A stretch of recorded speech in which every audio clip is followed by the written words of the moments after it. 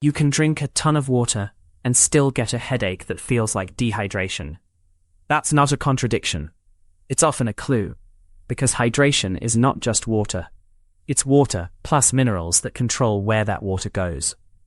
If you keep topping off plain water while your electrolytes drift out of balance, your body can respond with pressure changes, nerve irritation, and blood vessel reactions that read as a headache.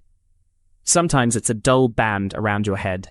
Sometimes it's a pulsing, light-sensitive migraine-like pattern. And the tricky part is this. A lot of people miss the signs because they're subtle. You might think, I'm doing everything right, I'm carrying a bottle, I'm peeing clear, I'm being healthy. Yet your brain is still getting the message that fluid balance is off. So we're going to map out the most common electrolyte-related reasons headaches show up in hydrated people, and the small signals that usually show up before the headache does. Moving to slide 2. Let's make this simple. Your body runs on electrical signals. Nerves firing, muscles contracting, blood vessels tightening and relaxing. Electrolytes are the charged minerals that make that possible. The big ones for headaches are sodium, potassium, magnesium, and calcium. Sodium largely controls fluid outside cells and helps maintain blood volume. Potassium is the partner inside cells and affects nerve signaling. Magnesium helps regulate nerve excitability and can influence vessel tone. Calcium is central for muscle contraction, including the smooth muscle and blood vessels. When these drift, your brain can interpret it as stress. Blood vessels may constrict or dilate in an unstable way. Nerves can become more irritable. And your overall fluid distribution can shift so the brain's environment changes, even if you're drinking. So when you hear electrolytes, don't think sports drink marketing. Think basic wiring and plumbing. If the wiring and plumbing are off, headaches are a very common alarm.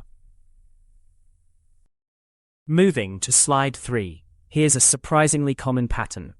You drink lots of plain water, especially quickly, and your sodium level gets diluted relative to your water. This doesn't have to be an emergency situation to feel bad. Even mild dilution can cause symptoms in some people. Why would that cause a headache? Because sodium helps hold water in the bloodstream and in the right compartments. When sodium is relatively low, water shifts. Cells can swell slightly, and the brain is sensitive to changes in fluid balance and pressure. The "I'm hydrated" trap is that you might feel thirsty, drink more, and temporarily feel worse. You might also notice nausea, a foggy feeling, or that your head pain comes with a kind of woozy fatigue. This is more likely if you're sweating, doing endurance exercise, drinking a lot to flush your system, or following a very low-salt diet without realizing how much sodium you're losing. The point is not that salt is magic. It's that water without enough sodium can behave like the wrong kind of hydration. Moving to slide 4. Now flip it. Sometimes the issue is not diluted sodium, it's sodium loss. Sweat carries sodium out of your body, and some people are heavy salt sweaters. You can see it as white crust on clothing, hats, or on gear after it dries. If you replace sweat losses with only water, you might keep your fluid intake high, but your circulating volume stays unstable. That can lead to headaches because your body has to squeeze blood vessels and ramp stress hormones to maintain pressure. The signs you might miss. You feel flat during exercise. You get a headache later, not necessarily during the workout. You crave salty foods. You might get lightheaded when standing up quickly, or your heart rate feels higher than expected for the effort. And here's the subtle one. Your thirst can stay high even though you're drinking, because the body is trying to correct a salt-water mismatch, not just a water shortage. So if headaches track with sweat and activity, think sodium replacement, not just water volume. Moving to slide 5. Potassium is where people get confused, because it's not mainly about sweat replacement. Potassium lives mostly inside your cells, and it helps set the electrical resting state of nerves and muscles. When potassium is low, nerves can get twitchy, muscles can cramp, and blood vessels can behave differently. Some people notice headaches that come with weakness, shaky fatigue, or palpitations that feel like your heart is overreacting. Low potassium can happen if your diet is low in potassium-rich foods, like fruits, beans, and potatoes.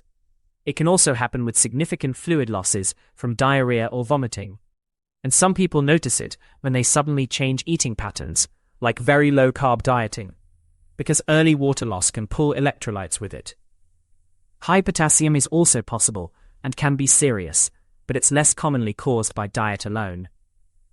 The practical point: if your hydrated headache comes with cramps, muscle fluttering, or unusual weakness, potassium is one of the first minerals to consider. Moving to slide 6. Magnesium is one of the most overlooked headache-related minerals, not because it's a magic fix, but because it sits in the background of so many systems. It helps regulate how easily nerves fire. It also interacts with muscle relaxation, including the muscles in blood vessel walls. When magnesium is low, some people notice headaches that feel like tension plus sensitivity. Tight jaw, tight neck, restless sleep, maybe eyelid twitching. Not always, but it's a recognizable cluster. Why would you be low? Diet is one reason. Magnesium is common in nuts, seeds, legumes, and leafy greens, but many people don't eat much of those. Losses can also increase with heavy sweating or chronic stress patterns that change hormone output. And certain digestive issues can reduce absorption, a tricky detail. You can have normal blood magnesium and still have low total body stores, because the body keeps blood levels stable. So if your headaches show up with muscle tightness and poor sleep, magnesium status is worth discussing and testing appropriately. Moving to slide 7. Let's talk about calcium, because it's not just a bone thing. Calcium helps muscles contract. That includes the small, smooth muscles that control blood vessel diameter. If calcium balance is off, you can see more neuromuscular irritability, tingling, muscle spasms, and sometimes headaches that feel wired, like your system is stuck on alert. Calcium is tightly regulated by vitamin D and parathyroid hormone. So the issue is not always low calcium intake. It can be absorption, vitamin D status, or other medical conditions. And there's another angle. If you're taking high doses of certain supplements without guidance, you can push mineral balance in weird directions. Minerals compete. Too much of one can reduce absorption of another. So if headaches come with tingling around the mouth, unusual muscle spasms, or a sense of internal jitteriness, calcium regulation is part of the electrolyte story. That's a good moment to involve a clinician and lab work rather than guessing. Moving to slide 8. A lot of hydrated headaches are really blood volume headaches, meaning the amount of fluid in your bloodstream is not stable, even if total body water is high. Sodium helps hold water in the vascular space. When sodium is low, or when you're losing sodium in sweat, your body compensates. It releases hormones like aldosterone and vasopressin. It can constrict blood vessels. It can change kidney handling of water. Those shifts can trigger headaches in a few ways. 1. Vessel constriction and dilation cycles can irritate pain pathways. 2. Stress hormones can increase muscle tension and sensitivity. 3. Fluctuating blood pressure can create that throbbing or pressure sensation. This is why some people get headaches when they stand up after a hot shower, after a long walk in heat, or after a workout, followed by lots of plain water. If you notice a pattern with heat, posture changes, and a pounding head, think about blood volume regulation, not just whether you drank enough. Moving to slide 9. Here's a sign people misread all the time: clear urine. They treat it like a gold medal for hydration. But very clear urine can simply mean you're peeing out water faster than you can retain it. If electrolytes are low, the body may not hold on to fluid in the way you expect. You can be in a loop of drink, pee, and still feel headachy and dry. Another clue is frequency. If you're going constantly, especially after chugging large amounts, that can be a hint that your strategy is out of sync with your needs. And thirst is not just about water. Thirst is also influenced by sodium concentration and by hormones that respond to blood volume. So you can feel thirsty from salt loss, not just from dehydration. A more useful check is how stable you feel across the day. Energy, head clarity, cravings, and whether your drinking is steady instead of spiky. So yes, drink water, but stop using clear urine as the only scoreboard. Moving to slide 10. Another sneaky cause is what I call the electrolyte drainers. Things that increase fluid loss or shift minerals, even when you're drinking. Caffeine can increase urination in some people, especially if intake is high or inconsistent. Not everyone, but it can matter. High sugar loads can also pull water into the gut and change fluid handling. And intense heat exposure, like saunas or hot yoga, can create big sweat losses that you underestimate. Then there are dietary patterns. Very low-carb starts often cause rapid water loss early on, because glycogen storage carries water with it. That drop can pull sodium and potassium along for the ride. People sometimes interpret the resulting headache as keto flu, but the mechanism is often fluid and electrolytes. Even high-fiber changes can alter digestion and fluid needs. The theme is simple. If you change inputs, your electrolyte needs can change too. And headaches are one of the first ways your body complains that the math is off. Moving to slide 11. Let's get practical. What are the signs that your headache might be electrolyte related? Not just, I forgot to drink. 1. Headache that shows up after sweating, heat, or long activity, especially if you drank mostly water. 2. Headache plus muscle cramps, twitching, or unusual weakness. 3. Headache plus nausea and brain fog after heavy water intake. 4. Persistent thirst with frequent urination. 5. Salt cravings that feel specific, not just hunger. Also, pay attention to timing. Electrolyte headaches often lag. You finish the workout, you feel fine, then later your head starts to tighten. Or you wake up with a headache after a day of heat and lots of water. And notice what makes it worse. Chugging more plain water can sometimes intensify symptoms if dilution is part of the issue. None of these signs diagnose anything by themselves, but they help you ask better questions, and they help a clinician interpret your story with more precision. Moving to slide 12. So, what do you do with this without turning your kitchen into a chemistry lab? First, match your hydration to your losses. If you're sweating a lot, plain water may not be enough. Many people do better with some sodium in the mix, whether that's from food, broth, or an electrolyte product that clearly lists sodium content. Second, avoid extremes. Chugging huge amounts quickly can create swings. Steadier sipping tends to reduce the drink-pee loop. Third, think in meals, not just drinks. Electrolytes come from food patterns. Potassium from fruits, beans, and potatoes. Magnesium from nuts, seeds, legumes, leafy greens. Calcium from appropriate dietary sources. If your diet is narrow, headaches can be a signal. Fourth, be careful with supplement stacking.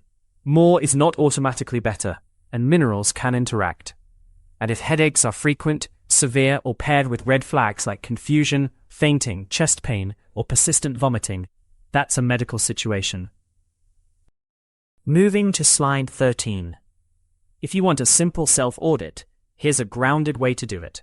Track 3 things for a week: your headache timing, your sweat or heat exposure, and what your hydration looked like, including whether you had salty foods or electrolyte drinks. You're not trying to be perfect. You're looking for patterns. Headache after long walks in heat. Headache after gym days. Headache after you drink a lot of water in the evening. Or headaches that improve when your meals are more mineral-rich. Also note your morning weight swings. Big overnight drops can hint at fluid shifts. Again, not a diagnosis, just a clue. And if you're getting frequent headaches, it's reasonable to ask a clinician about basic labs: sodium, potassium, calcium, kidney function, sometimes magnesium. Depending on your situation, they might look at thyroid, iron, or vitamin D2, because headaches are multi-factor. The goal is to replace guessing with feedback. Your body is giving data. You just need a cleaner way to read it. Moving to slide 14. Let's wrap this up in one clean mental model. Hydration is a ratio problem. Water is the volume. Electrolytes are the control system that decides where the volume goes. If you drink a lot of water but lose sodium and sweat, you can feel headachy, even with a full bottle in your hand. If your diet is low in potassium or magnesium, nerves and vessels can get more reactive. If you chase clear urine, you can end up in a cycle of over-drinking and under-retaining. So the next time you get a headache and your first thought is, I must be dehydrated, pause. Ask a better question. Did I lose minerals? Did I replace only water? Did I change diet patterns? Did I sweat more than I think? If you want more videos like this, with practical physiology that actually explain symptoms, hit the subscribe button once. And for a quick check-in, comment A or B. Your headaches track with heat and sweating. B. They track more with diet changes and cravings. This information is not a substitute for medical advice. Longevity is built daily, not discovered later.